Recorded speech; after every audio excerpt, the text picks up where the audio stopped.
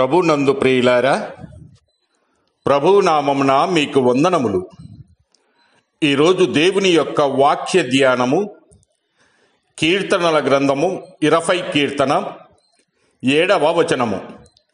కొందరు రథములను బట్టి కొందరు గుర్రములను బట్టి అతిశయపడుదురు, మనమైతే మన దేవుడైన యెహోవా నామమును బట్టి అతిశయపడుదము.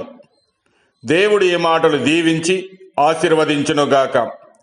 గమనించండి ప్రియులారా, అన్నిటికంటే ప్రాముఖ్యమైనది మనలో ఉండే నమ్మకమే. మనము దేవునిపై ఆధారపడి జీవించిన జీవితమే.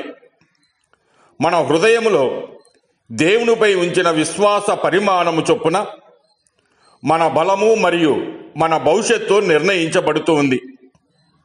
ఎందుకంటే ఈ లోక సంబంధమగు బలము లోకస్తుల అతిశయం. మనమైతే మన దేవుడైన యెహోవా నామమును బట్టి అతిశయపడుదాం. హబక్కూకు అంటూ ఉన్నాడు, 3వ అధ్యాయము 17-18 వచనాలు గమనించినప్పుడు, అంజూరపు చెట్లు పూయకుండినను, ద్రాక్ష చెట్లు ఫలింపకపోయినను, ఒలివ చెట్లు కాపు లేక ఉండినను, చేనిలోని పైరు పంటకు రాకపోయినను, గొర్రెలు దొడ్డిలో లేకపోయినను, సాలలో పశువులు లేకపోయినను, నేను యెహోవా యందు ఆనందించెదను. నా రక్షణకర్త అయిన నా దేవుని యందు నేను సంతోషించదనని అంటూ ఉన్నాడు. మరి ప్రియులారా, ఈరోజు మీరు దేనిని బట్టి అతిశయపడుతూ ఉన్నారు? మీ ఉద్యోగమా, మీ వ్యాపారమా, లేక మీ సంపాదన? అంతేకాదు, మీ అతిశయము ఒకవేళ మీ విజయాలపై, మీ తలాంతులు లేదా మీరు సంపాదించుకున్న హోదాపై ఉంటే ఆలోచించండి. ఇవన్నీ అశాశ్వతమని, సమయాన్ని బట్టి అవి మారుతూ ఉంటాయని గమనించండి. నేడు ఉన్నది రేపు ఉండకపోవచ్చు. నేడు మనకు లేనివి రేపు మనము పొందుకోవచ్చు. అయితే స్థిరమైనది, సుస్థిరమైనది దేవుని నామములోనే అతిశయపడాలి. ఎందుకంటే ఆయనే మనలను ఇంతవరకు తీసుకుని వచ్చాడు.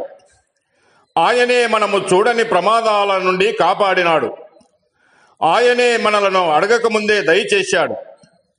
ఆయనే మనము పడిపోకముందే పట్టుకున్నాడు.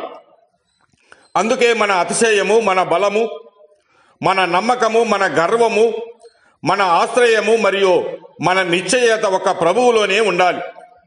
స్థిరమైన విశ్వాసి భయపడడు, అధైర్యపడడు, కలవరపడడు, సొంత నిర్ణయాలు తీసుకోడు.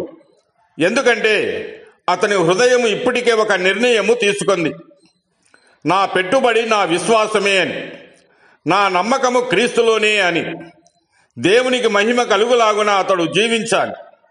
కనుక ప్రియమైన సహోదరి, సహోదరుడా, నిజమైన పెట్టుబడి, నష్టపోని పెట్టుబడి ఏది అంటే, ప్రపంచంలో అనేకమైన రకాల పెట్టుబడులు లాభ నష్టాలకు లోబడి ఉంటాయి. కానీ దేవునిపై పెట్టినటువంటి నీ విశ్వాసము అనంత వృద్ధి, అనంత రక్షణ, అనంత ఆశీర్వాదము, అనంత నిశ్చయత ఇచ్చే పెట్టుబడిని గమనించుము. దేవుడు మిమ్మల్ని దీవించి ఆశీర్వదించునుగాక.